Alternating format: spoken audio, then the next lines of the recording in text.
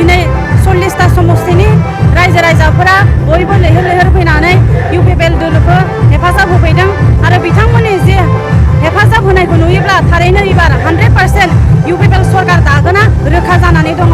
दा रायजो राजाफोरनि जे हास्थायनाय लुबैनाय 17 बोसोर जायफोर दैदेनगिरि बिथांमोन दंमोन बिथांमोनखौ देरहाखांनायनि उनाव दिनै जाबायदि डेभेलपमेन्ट जानायखौ लुबैदोंमोन रायजो राजाफोरा बिथांमोना हयथ' मोननो हादियासै। बेनिखायनो दिनै रायजो राजाफोरा बयबो सोलायनायखौ लुबैनानै दिनै लैहोर लैहोर फैनानै इउपिपिएल हानजाखौ सापर्ट खालामदों। दिनै आइजोफोरा जों नुदों लोब लोब माने फैदों खिन्थु बेलाफारसे जों नुदों हाग्रामानि जि दैदेननाय पार्टी बिपिएल पार्टी बेयावसो बिराद लोब लोब थाङोमोन नाथाय बेयो मानि थाखाय सोलायनाय फैदों दिनै आइजो माहारियाबो सांग्रांथि जादों दिनै हौवाफोराबो सांग्रांथि जानायनि गेजेरजों आइजो माहारिया सांग्रांथि जादों जिहेतु सरकारखौ इउपिपिएल सरकारा दानो थांगासिनो दङ।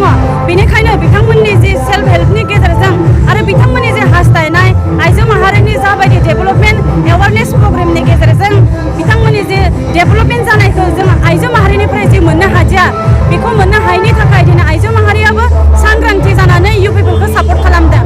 दा बेवहाय जुदि आइजो माहारिखौ जुदि जोङो गादबनानै जुदि दोनोब्ला अब्ला दिनै आइजो माहारिया जिहेतु MBBS पास खालामनायनि गेजेरजों सोरबा PhD लालायनायनि गेजेरजों आरो सोरबा फरायनायनि बेला फारसेथिं नायोब्ला फरायनायनि गेजेरजों सोरबा गेलेनायनि गेजेरजों बयबो दिनै बर' माहारिनि आइजो माहारियाबो नामखौ लाखिलांनो हादों। बेनिखायनो दिनै डेभेलपमेन्ट सिस्टेमखौ जुदि मोजां खालामनो हाब्लासो आरो जौगागोन। बेनिखायनो बयबो सोलायनायखौ लुबैनानै इउपिपिएल हानजायाव हाबफैदों।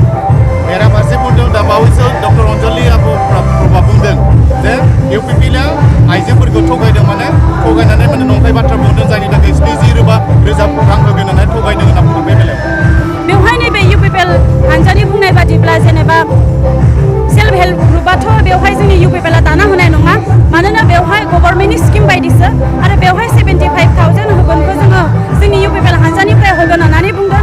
जोङो बेवहाय रावखौबो जोङो प्रलोभन होनाय बायदिबो जायाखै मानोना आइजो माहारियाबो सेल्फ हेल्पनि गेजेरजों सोरबा दाउ फिसिनायानो जा सोरबा अमा फिसिनायानो जा जाबायदि जोंनि आइजो माहारिया सेल्फ हेल्पनि गेजेरजों मोननांगौ बेखौ बिपिएफनि मानसिफ्राबो आगोलाव होनो हायोमोन नाथाय दिनै बिथांमोननिफ्राय मोनैखायसो दिनै जाहाथे इउपिपिएल सरकार फैनाय लोगो लोगो होनो हायो।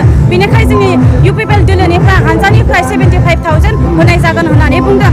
आरो बेवहाय जों जुदि बुङोब्ला जोंनि इउपिपिएल हानजा जानानै जुदि बुङोब्ला आगोलाव बिपिएफनि मानसिफोरा जाबायदि होबोबाय होयै बाथ्राफोरखौ जुदि बुङोब्ला जों बेफोरखौ जेबो माबा मोनसे खहा खालामनो हागोन होननानै साना।